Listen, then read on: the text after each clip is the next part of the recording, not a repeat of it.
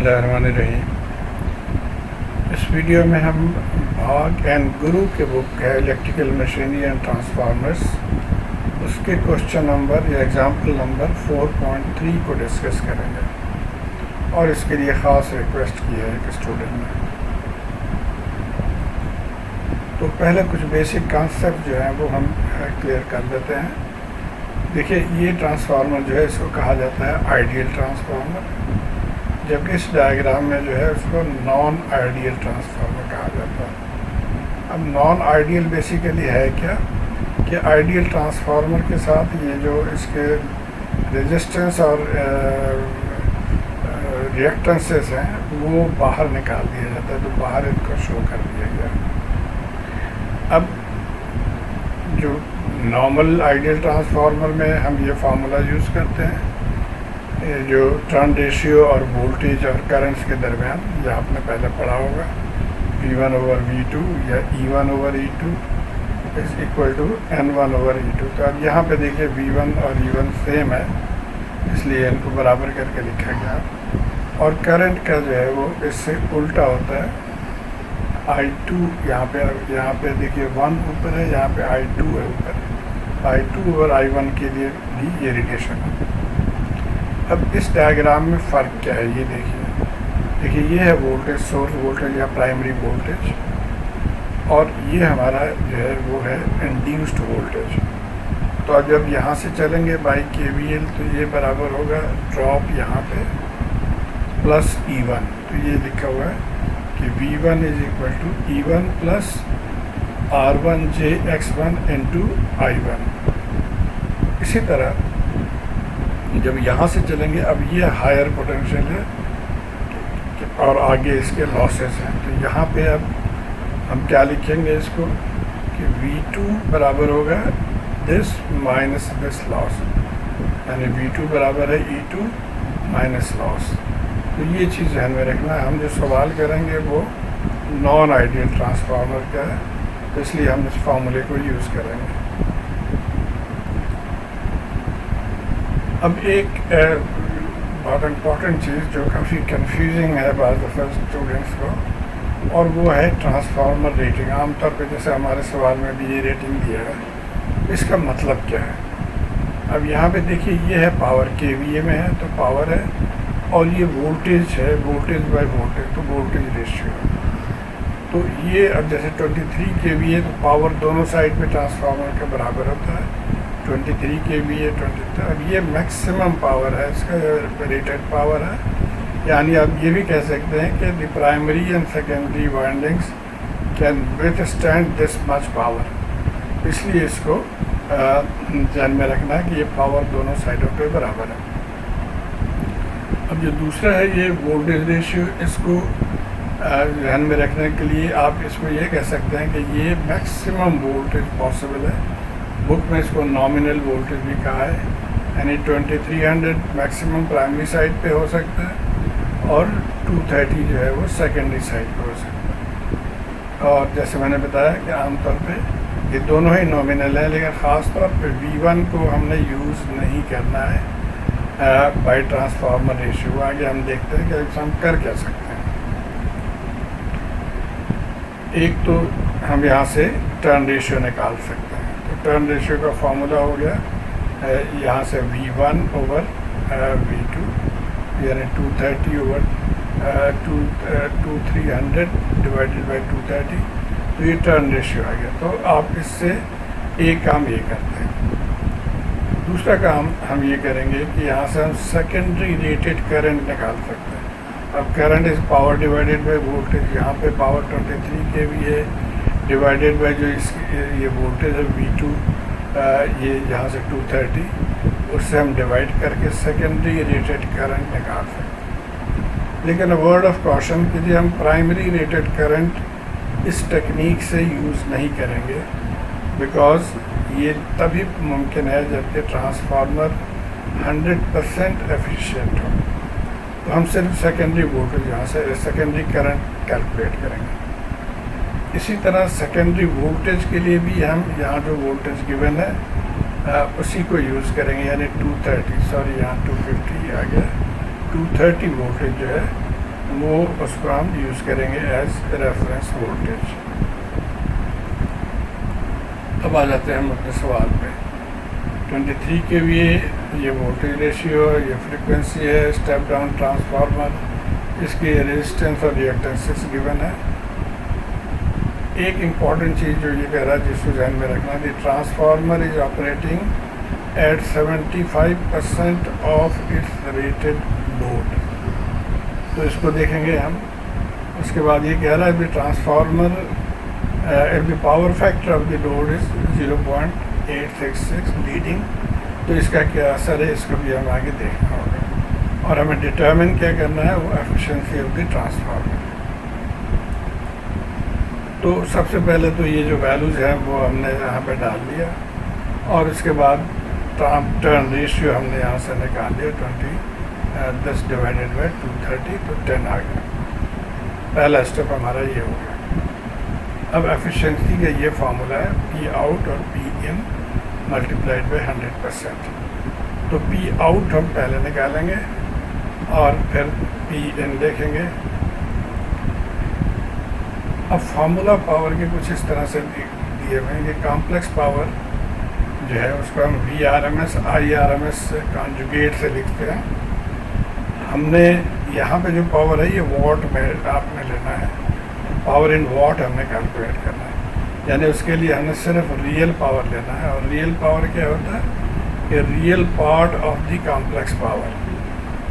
तो इसको हम इस तरह से भी लिख सकते हैं कि real part of VRMS IRMS conjugate. और ये सर्किट एनालिसिस के बुक में तफसील से दिया हुआ है, इक्वेशन 11.5। बहरहाल एक चीज़ और, यहाँ इस बुक में जो है वो IRMS को वो सिर्फ I लिख रहे हैं और I फेजर को I बार लिख रहे हैं। तो ये आपने ध्यान में रखना है। अच्छा, power supply to the load यानी पावर आउटपुट इन वॉट, इस फॉर्मूले से हम लिखेंगे कि real of V2 phasor multiplied by I2 phasor conjugate. यही फॉर्मूला इसका हम यहाँ पे ले रहे हैं। और इनपुट पावर भी उसी तरह से real of the V input और I1 V1 इनपुट और I1 इनपुट, ये सेम फार्मूला सिर्फ यहाँ V1 और I1 लिख लेंगे। अब पहले V आउटपुट। अच्छा, यहाँ पे हाँ एक चीज़ और उसने दिया हुआ जो कि transformer is operating eight 75% of the rated load current. तो इसका मतलब क्या हुआ, यानी I2 ये जो करंट है ये यहाँ पे I2 ये होगा 75% ऑफ I2 रेटेड। रेटेड आप कहाँ से निकालेंगे, ये जो ट्रांसफार्मर की रेटिंग है यहाँ से आप रेटेड करंट निकालेंगे।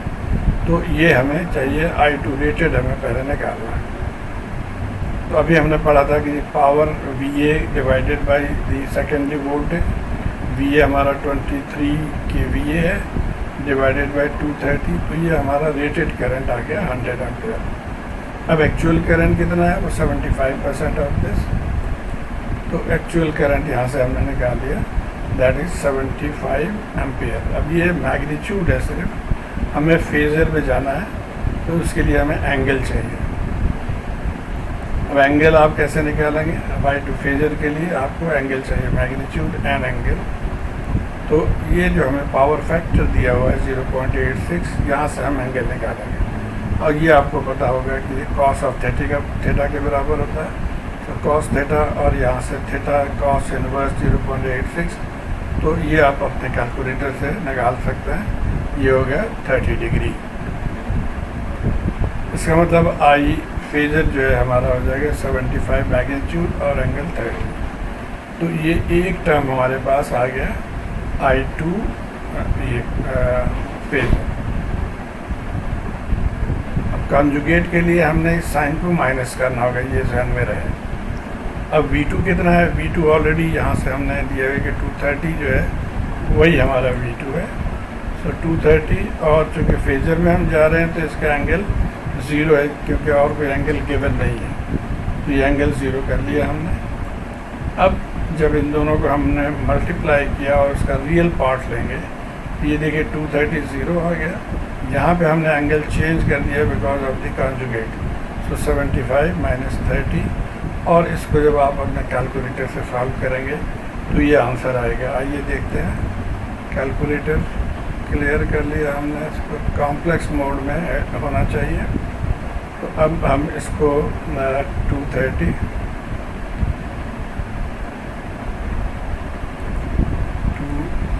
230 शिफ्ट एंगल, ये एंगल साइन है 0 डिग्री, और यहाँ ब्रैकेट डाल दें तो ज़्यादा बेहतर है।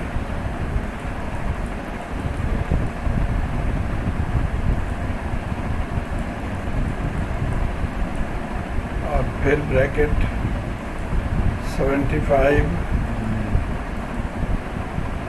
Shift angle minus 30 bracket is equal to, अब ये देखिए 14938.93, 14938.94, ये रियल पार्ट आ गया और यहाँ पे ये इमेजिनरी पार्ट है। तो हमने सिर्फ रियल पार्ट को लेना है, तो ये हमारा आंसर आ गया। तो आउटपुट पावर हमने निकाल लिया। अच्छा, अब आगे चलते हैं। इनपुट पावर कैसे निकालेंगे? इनपुट पावर जो औखा है इसको निकालना है। इसके लिए हमें सबसे पहले करंट I1 निकालना होगा। अब जैसे मैंने बताया कि I2 तो हमने इससे पावर डिवाइडेड बाय वोल्टेज से निकाल लिया, लेकिन I1 को हम पावर डिवाइडेड बाय वोल्टेज से नहीं निकालेंगे, रादर हम ट्रांसफार्मर रेशियो से इसको निकालेंगे। तो अब I2 हमारा ये है, ट्रांसफार्मर रेशियो 10 है, तो इसे डिवाइड करके तो I1 जो है वो 7.5 एंगल 30 आ गया। और याद रहे कि ये हमारा I2 था, तो यहाँ पे हमने I2 लिख लिया था, तो I1 आ गया। अब I1 यहाँ पे आ गया, हमने इस तरफ अभी आना, सॉरी I1 यहाँ, ये I1 आ गया। अब ये फार्मूला हमने अभी पढ़ा कि जो V1 बराबर है ड्रॉप इसमें प्लस E1, ड्रॉप इसमें है प्लस E1। अब E1 कितना होगा, इसको भी ट्रांसफार्मर रेशियो से ही निकालेंगे। ये E1 होगा वो A times E2। E2 already हमने कैलकुलेट कर लिया था पिछले स्लाइड में, नहीं सॉरी E2 कैलकुलेट नहीं किया, E2 इस फार्मूले से हम निकालेंगे। E2 क्या होगा कि V2 प्लस इसमें जो ड्रॉप है। अब इसके पैरामीटर्स हमें पता है। V2 का पैरामीटर जो है 230 एंगल 0 है, I2 ये आ गया था 70-30, और Z की वैल्यू ये है। तो अब यहाँ से E2 निकल आया, इसको भी हम देख लेते हैं। 230 एंगल 0 प्लस ब्रैकेट डाल देते हैं 75 एंगल 30 प्लस सॉरी मल्टीप्लाई